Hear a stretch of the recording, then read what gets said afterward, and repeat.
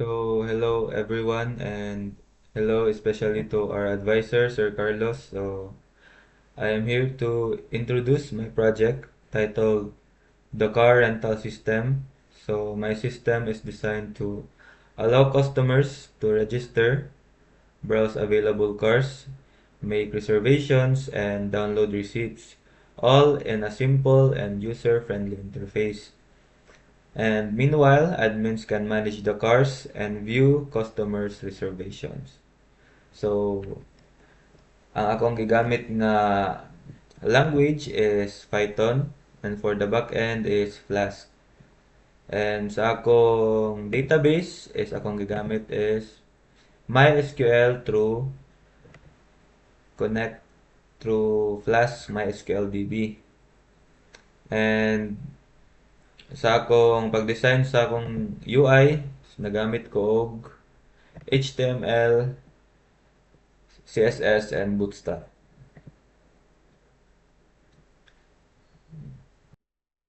So, let's move on sa atong user interface. So, I designed the UI using the HTML for structure, CSS and Bootstrap for styling, and Flask Jinja 2 templating to dynamically load content like car listing and reservation data. So, here are the key sections in the system. So, car registration form. So, mo ni ang car registration form where the admin can input uh, car brand, model, year, transmission type, and color, fuel type, and plate number.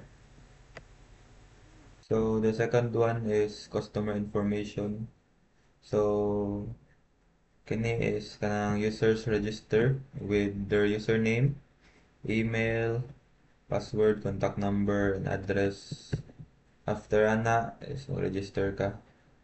So mo ning input type. Yan mo ibutang kung sa imong username, input type email, butang nimong email, type ibutang yung password, yung password.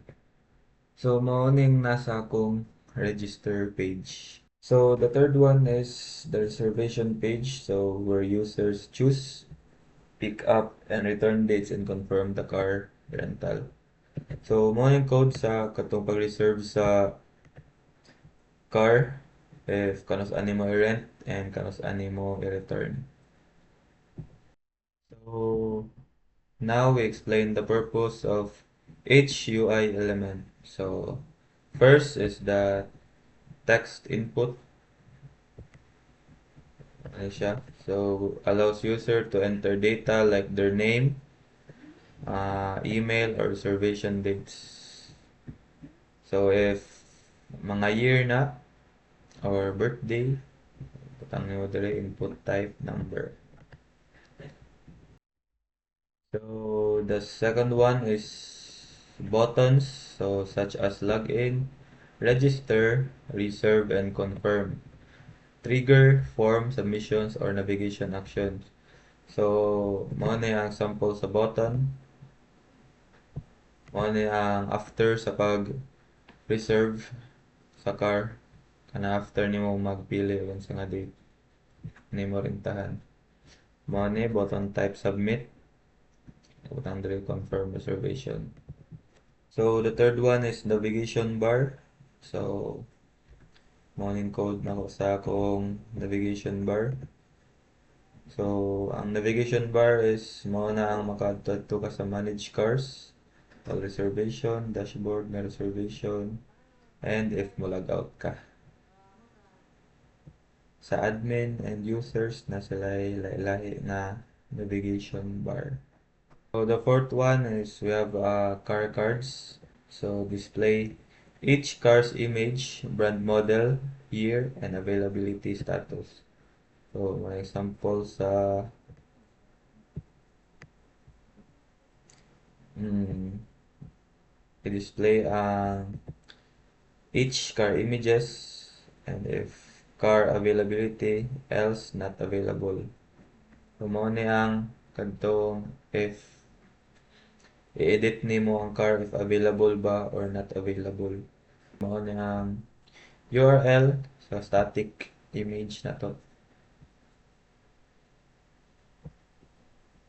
So the fifth one is the alerts and messages. So gives users feedback like reservation confirmed or invalid login.